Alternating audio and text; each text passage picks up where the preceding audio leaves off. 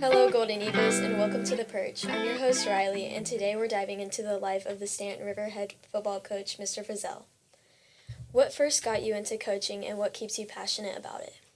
Probably past coaches that I had when I was in high school and middle school and even rec football. I had a few that really impacted my life and made me want to become a coach one day. And did you do football all throughout high school? I did. I played football starting at 5 years old in Stortsville and Goodview all the way to my senior year here at Staunton River, and then played a little bit of college ball as well at Everett University. Did you play football in high school or college, and how does that experience shape the way you coach? I was able to play at both levels, high school and college. I coach a lot of the same way as my coach, Coach Poston, did, who's still here today. A lot of the same philosophies as him. Could you expand on where do you see the program headed in the next few years? Yeah, I think we're starting to do a lot of things at the rec level of getting more guys and participating in the program so we can get our numbers up by the time they get to high school. The best thing about football is getting as many guys as you can to help, because there's a lot of things that go into football. Scout team offense, scout team defense, special teams. You need a lot of guys. So when your numbers are low, it kind of restricts you in practice.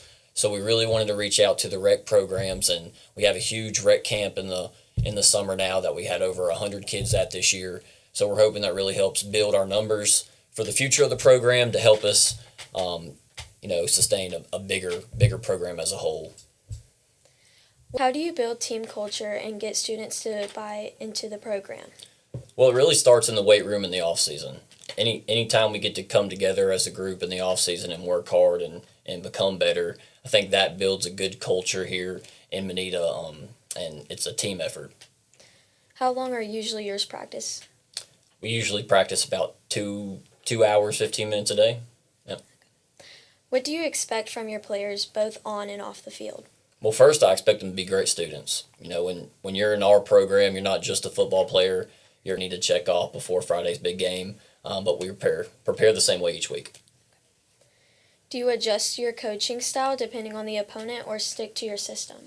We stick to the same system every week. No opponent is bigger than another opponent, so we prepare the same exact way, so we know we're going to play the same exact way on Friday. We try not to overhype an opponent if they're a big county rival or whatever it is. We want to prepare the same way for every opponent each week. What do you hope players take away from your program and beyond just football skills? Really just being proud of coming from this area. I got into it because of the pride that I have of being a Golden Eagle, graduating from here, growing up here. Obviously, being a good person for the next generation of Golden Eagles is one thing I hope they take from this program and being a part of it. Right. How do you help students balance academics, athletics, and personal life? Well, I think it's important to have good relationships with them where they can come to you and talk to you if something's going on outside of school, if something's going on in school. Hey, coach, I might need a little extra help in English. Can I get some tutoring? We'll go out of our way to make sure our guys get taken care of in the classroom and situations outside of school. So there's a good relationship between communication and the team? Absolutely.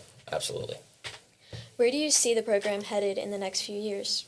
We just got to keep working and building our culture of filling up the weight room in the off season, being good people, getting good grades, wanting to have, dreams of, going to college or starting your own business, whatever it is.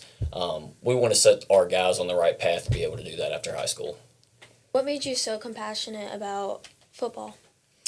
I just love the game ever since I was a little kid, watching football on Saturdays, Sundays, obviously coming up here on Friday nights.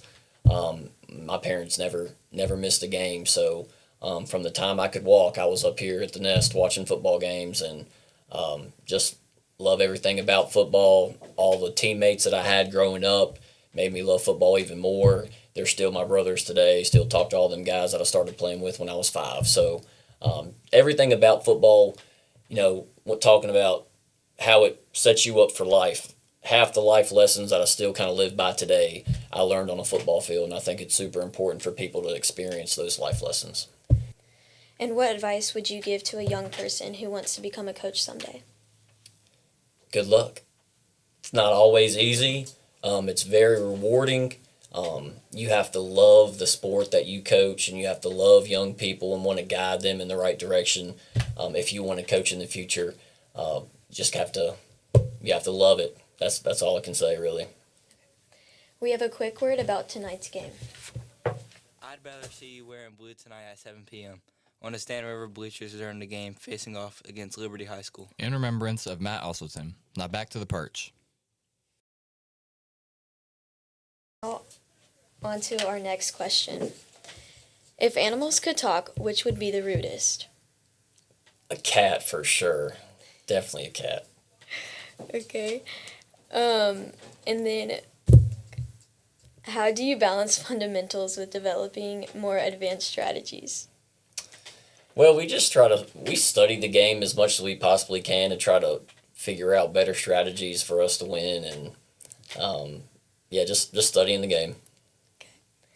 And how important is community support to the program, and what role does it play in motivating the team? It's everything. Having a huge crowd on Thursdays, Friday nights, whether it's JV, varsity, the guys know that. The guys feel the energy when we come out for warm-ups, whether the student section's doing whatever they're doing. It gets us really excited, and just having pride in this town is great.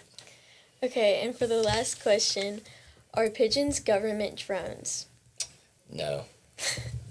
Nope. Okay, and that concludes the episode of The Perch. Join us next week when we discuss Miss Drinkwater's Staunton River experience.